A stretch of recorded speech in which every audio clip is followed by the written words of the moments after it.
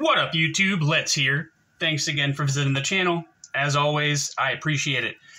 If this is your first time to the channel, thanks so much for watching. If you'd be so kind as to just hit that thumbs up button just for the algorithm, I'd really appreciate that. And if you enjoy the content, please subscribe. Another thing real quick, I do this every once in a while, just quick disclaimers so I can try to keep everybody as happy as possible on the channel. If there's anything that I'm doing or not doing that you enjoy or don't enjoy, please let me know, just so that I can make small tweaks to the channel and make it as enjoyable as possible for everybody involved. And if you're not going to do that, I guess the easiest thing would be to just stop watching my content. So, a gentleman on Instagram and YouTube, a buddy of mine, sent me this knife to review. Satu Dave on Instagram and YouTube. If you would be so kind as to go and follow him on Instagram and subscribe to his channel on YouTube, I would really appreciate that. He's been doing a lot to support my channel, and I really can't thank him enough. He's like the coolest dude I've ever met in my life. So if you would do that for me, I'd really appreciate it. So we're doing a quick review today on the Grayman Knives Satu. So let's do it up, y'all. This is a gigantic, beefy, just huge knife, and I love it. It's great.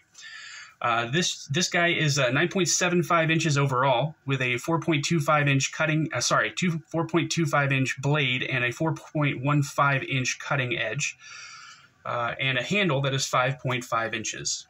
Compared to the Rat Model 1, the Satu is quite a bit bigger than the Rat Model 1, and it absolutely dwarfs the Rat Model 2. You can see right there. Compared to the DEMKO knives, the Satu is quite a bit bigger than the DEMKO 8020S, and the 8020.5 is quite a bit smaller as well. Last but not least, we've got the SPYDERCOs. The SPYDERCO PM2 is going to be quite a bit smaller than the Satu, and the Pair 3, again, is going to be dwarfed by the Satu as well. Carry profile, get these guys closed real quick. The Satu is going to be bigger than both of these knives, even when they're closed. The thickness compared to the Pair 3, the Satu is quite a bit thicker than the Pair 3. And the height on both knives, the height on the Satu is going to be quite a bit taller than the Pair 3. So this guy's going to take up quite a bit of room in your pocket. If you're not used to carrying big knives or anything like that, this is probably not going to be the knife for you. It's an awesome knife, though. I absolutely love it. Let's check the blade stock thickness real quick. All right, so we've got 190 thousandths, I think. That 5 is just kind of a fluke.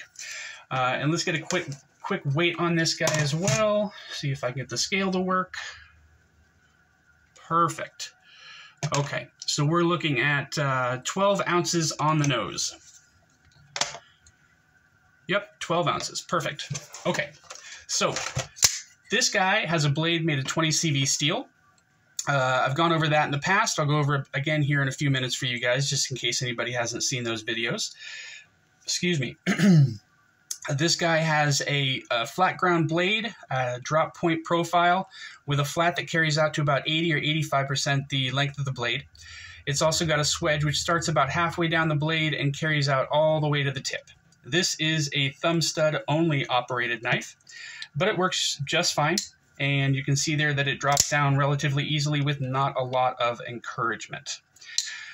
This guy is running on phosphor bronze washers, and you just saw, even with the washers, it's still got really, really smooth action, and that's mostly probably contributed to the weight of the blade. It's a pretty heavy blade. The pivot on this guy and all the other screws involved are T10 screws, which is perfect for a knife this size. I always hate it when they make big-ass knives with like T6 screws or something like that, like the 4-Max. You've got quite a bit of jimping up towards the blade here and on the spine of the blade, which is placed really, really well, even if you need to choke up a little bit on the knife. There's this area here where there's no finger guard, so you can put your forefinger there and use that as a choke up point. and you still got pretty good access to this jimping here. And it's aggressive enough to where your finger is not going anywhere at all. So that's perfect. You can also choke back on this knife a little bit if you need to for some light chopping, and it can definitely handle that. I mean, you see the 190 thousandths on the blade, the thickness of this handle here. This is definitely a knife that you can beat on without having to worry about a whole hell of a lot. Excuse me. We are looking at titanium scales, and this is a titanium frame lock knife. There is a stamped titanium pocket clip on this guy, which is held in by Phillips head screws. The action on this guy is fantastic. The D10 is perfect. It's not too tight. I'm sorry, it's not too strong. It's not too weak. And the lockout is great. You can see here that it's locking out at about 25%, and there's plenty of contact on that the surface of that lock face with the lock bar. So this knife is not going to fail on you. There is no blade play left, right, up, or down on this guy. And you can see that it is perfectly centered. See right there. This guy starts out at around $400, and I think those are the G10 models, but you can't buy this at Grayman Knives anymore. You have to buy this knife on the secondary, so I think you're going to have a hard time finding it at around $400 or $500. You'll probably end up finding it around $600 or $700, especially for the titanium versions of this guy. The 20 CV knife, the 20 CV steel, as I said, it is Crucible's version of M390, so it's, perfectly balanced all the way around for edge retention, corrosion resistance, and toughness. The elemental makeup of this steel is the carbon is 1.9%, which is what gives you the edge retention. Chromium, which gives you the stainless corrosion resistance properties, is 20%. And I've said before that stainless steel starts at 12% chromium. So being at 20%, this is going to be fantastic with corrosion resistance. The vanadium and molybdenum provide the toughness, and those are respectively at 4% and 1%. And the remaining elements of this steel are silicon 0.7, tungsten 0.6, and manganese 0.3. So that's the makeup of the steel. I'm sorry, I missed the backspacer here, guy. You've got a titanium backspacer here as well. And as you can see, the titanium here is kind of different colored. And that's because this is the stock lock size scale for this knife. You can also see that because you've got the lanyard hole here drilled. But Satu Dave makes his own scales. He makes his own backspacers. Like I said, he's a machinist. So he makes a lot of custom scales and stuff like that for knives. So this scale was made by Satu Dave, and this backspacer was made. So that's why there's no lanyard hole here. He doesn't normally do that with his custom stuff. But I think it looks absolutely fantastic. You've also got this milling here, scalloping for the to get you access to the thumb stud. And as you can see back here, the lock side is just a little bit taller than the show side. That gives you access to the lock bar, and there's a little bit of jimping here, which helps you to be able to unlock this knife a little bit easier.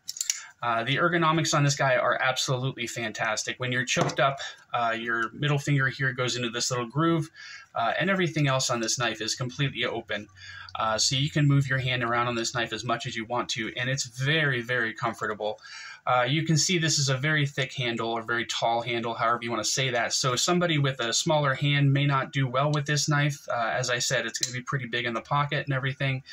So I think you might, you would probably have to be pretty interested in just the aesthetics of this knife and how it looks and everything in order for you to want to buy this if you have smaller hands. But it's very, very comfortable for people with bigger hands. I'm sure they meant for people who use this guy to be wearing gloves. The edge on this guy, you can see it's got just a pretty aggressive recurve here with plenty of belly, and then you've got this acute puncture tip here. So this just makes it, really, really good for all around different kinds of cutting tasks and things like that. The purpose of this recurve here in the blade is whenever you're cutting anything, it's gonna pull that material right up here into this this peak here, so that the knife's not gonna slip out of whatever it is that you're cutting. It makes it a little bit more safe. So all around, this is a great work knife, but it's also a pretty good carry knife for, you know, larger people, I would say. I would carry this if it was mine. It's a fantastic knife. If I'm able to, you know, if Dave comes across one that he's able to sell and I can get a hold of it, I probably would buy one of these for sure. I think that's everything for today, guys. I don't think there's much else to say on this guy. But if you enjoyed the video, please like and subscribe. Just go ahead and hit that thumbs up button just for the algorithm. I'd really appreciate that. And if you enjoy the content, subscribe to the channel for me. That would be awesome. So stay up, y'all. Take it easy. Bye. Cringe on that, princess.